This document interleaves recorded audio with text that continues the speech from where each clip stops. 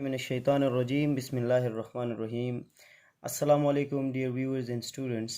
आज chemistry class 9 में हम ब्रांचेस ऑफ केमिस्ट्री पढ़ रहे हैं। तो जैसा कि आपको पता है कि केमिस्ट्री एक बहुत वसी सब्जेक्ट है। You can say it is a vast subject. ठीक है, तो जब कोई चीज़ बड़ा होता है तो उसकी स्टडी को आसान बनाने के लिए for the ease and convenient हम उसको क्लासिफाई करते हैं। क्या करते हैं? क्लासिफाई करते हैं। और क्लासिफिकेशन उसकी हम मुख्तलिफ ग्रुप्स में या ब्रांचेस में करते हैं। तो केमिस्ट्री की भी ब्रांचेस बनी हुई हैं। उन ब्रांचेस को एक के बाद दीगरे स्टडी करते हैं। तो सबसे पहला हमारे पास ब्रांच आता है हमारे पास फिज़िकल केमिस्ट्री। फिज़िकल केमिस्ट्री, जैसा कि आपको नाम से अंदाज़ा हो रहा है, ये वो ब्रांच है केमिस्ट्री का जिसमें हम स्टडी करते हैं फिज़िकल और केमिकल प्रॉपर्टीज़ ऑफ मैटर को। क्या चीज़? Physical and chemical properties of matter. कि जौन सा हमारे पास जो मैटर है उसकी क्या फिज़िकल प्रॉपर्टीज़ हैं और उसकी क्या केमिकल प्रॉपर्टीज़ हैं।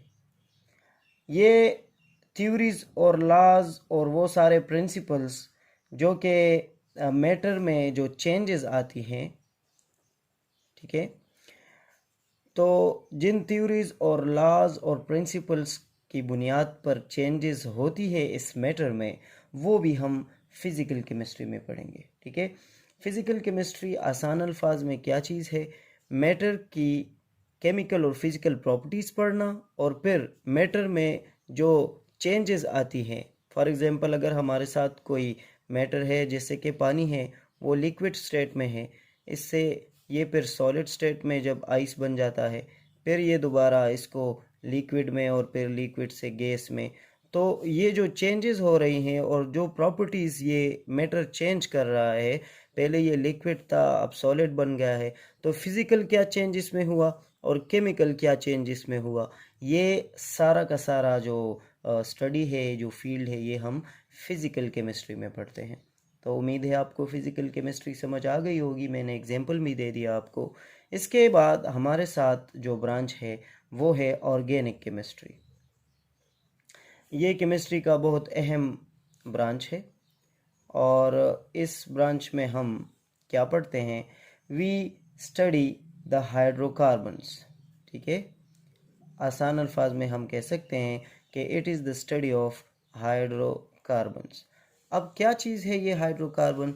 तो हाइड्रोकार्बन हमारे साथ दो लफ्ज़ों से बना है। एक है हाइड्रो जिसका मतलब है वाटर और एक है कार्बन।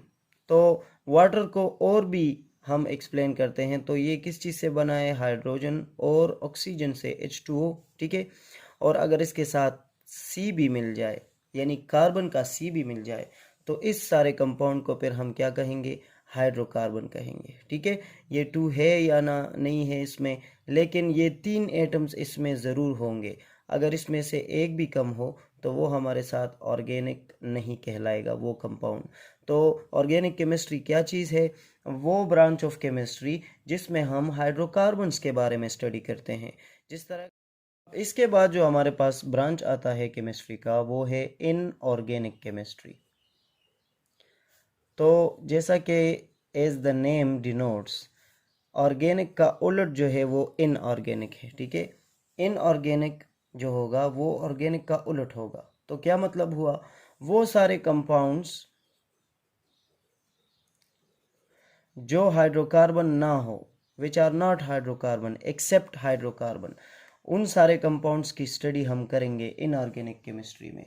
उन सारे कंपाउंड्स की प्रॉपर्टीज़, उनकी यूजेस, उनकी बिहेवियर्स, वो सारी चीज़ें जब हम स्टडी करेंगे तो वो हम इनऑर्गेनिक केमिस्ट्री में पढ़ेंगे। एक बार फिर मैं आपको बता दूं, इनऑर्गेनिक केमिस्ट्री की वो ब्रांच है जिसमें हम उन कंपाउंड्स की प्रॉपर्टीज़ और यूजेस और बिहेवियर्स के बारे में पढ़ेंगे जो कि हाइड्रोकार्बन ना हो।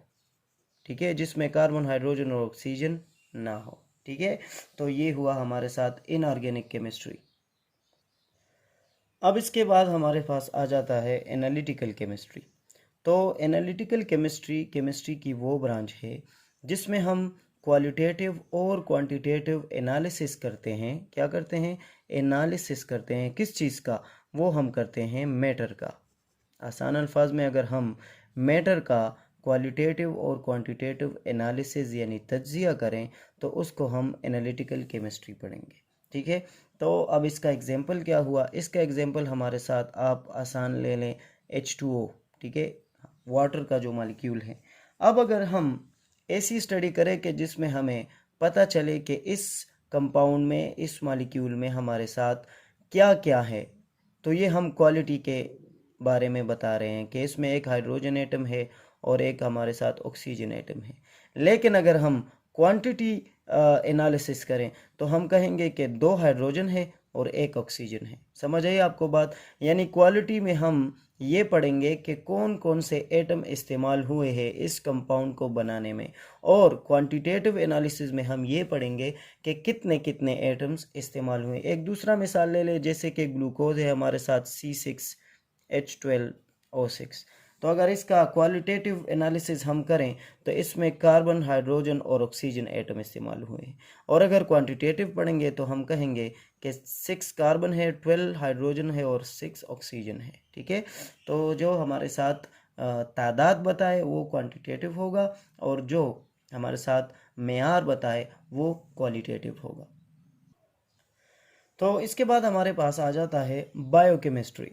तो जैसा कि नाम से पता चल रहा है कि इसमें बायोलॉजी इन्वॉल्व है, तो इसमें लिविंग थिंग्स भी इन्वॉल्व होंगे। ठीक है, तो अब डिफिनीशन इसका कैसे करेंगे कि उन chemicals, chemical reactions, synthesis of different products और डिकम्पोजिशन ऑफ दैट प्रोडक्ट्स, जो उनके बारे में हम, इन 4 चीज़ों के बारे में जब हम स्टडी करेंगे किस चीज़ के अंदर, लिविंग थिंग्स में, उसको हम बायोकेमिस्ट्री कहेंगे। यानी अगर किसी लिविंग थिंग्स में हमारे साथ केमिकल्स बन रहे हैं या केमिकल रिएक्शंस हो रहे हैं या किसी प्रोडक्ट की सिंथेसिस हो रही है या कोई प्रोडक्ट डिकम्पोज हो रहा है, तो इन सारी चीज़ों को जब हम लिविंग थिंग्स में पढ़ते हैं तो इसको कहते हैं बायोकेमिस्ट्री। अब लिविंग थिंग्स में क्या क्या आ जाता है हमारे साथ?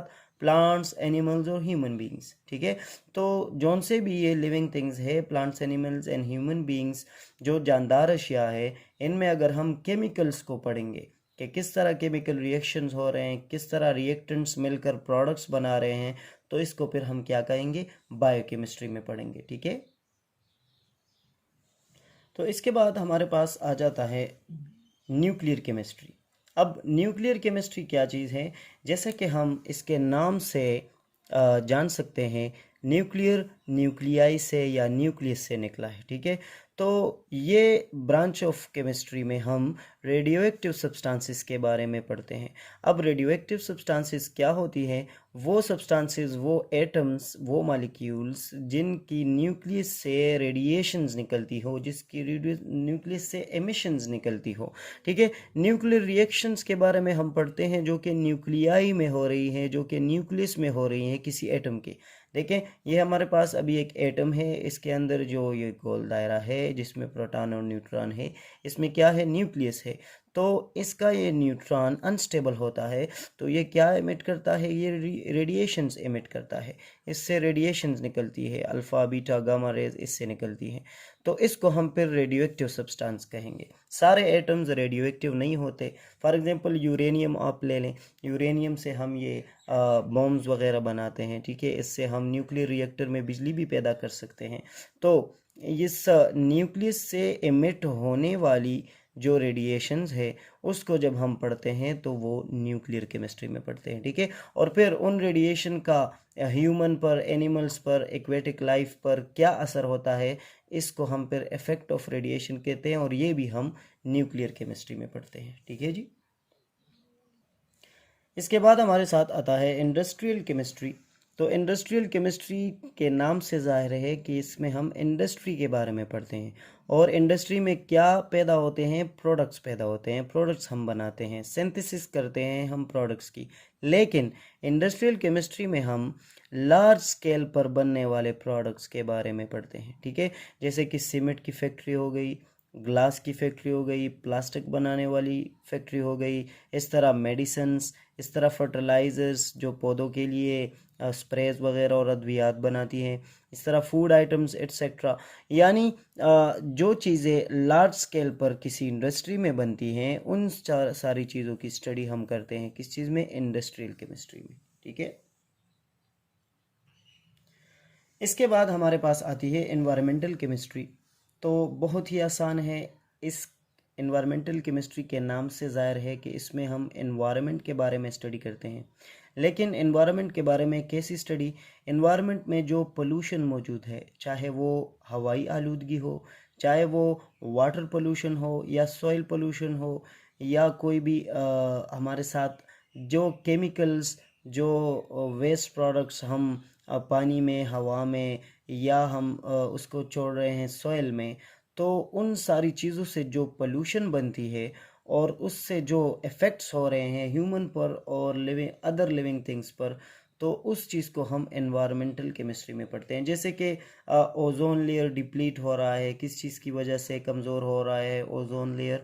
वो एयर पोल्यूशन की वजह से। जो कार्बन डाइऑक्साइड और कार्बन मोनोऑक्साइड जो गैसेस हैं, ये CFCs गैसेस जो हैं जो ऊपर जा रही हैं और वो ओजोन लेयर को पतला कर रही हैं, तो उसकी वजह से फिर रेडिएशंस जो सनलाइट के साथ आ रही होती हैं ज़मीन पर, तो फिर वो डिफरेंट कैंसर काजिंग एजेंट्स होती हैं। तो इन सारी चीज़ों को हम स्टडी करते हैं एनवायरमेंटल केमिस्ट्री में।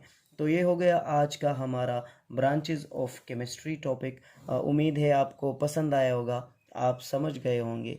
कोई क्वेश्चन हो तो मुझसे पूछने में देर न करें, कमेंट सेक्शन में मुझसे पूछें। और इंशाल्लाह हर इतवार को या हर रोज़ या हर इतवार को जैसे ही मुझे टाइम मिलेगा, मैं आपके लिए नया नया टॉपिक अपलोड करूँगा। आपकी ढेर सारी मोहब्बतें दरकार हैं, और प्लीज़ चैनल को लाइक और सब्सक्राइब करें और अपने दोस्तों को भी बताएं। शुक्रिया। अल्लाह हाफिज़।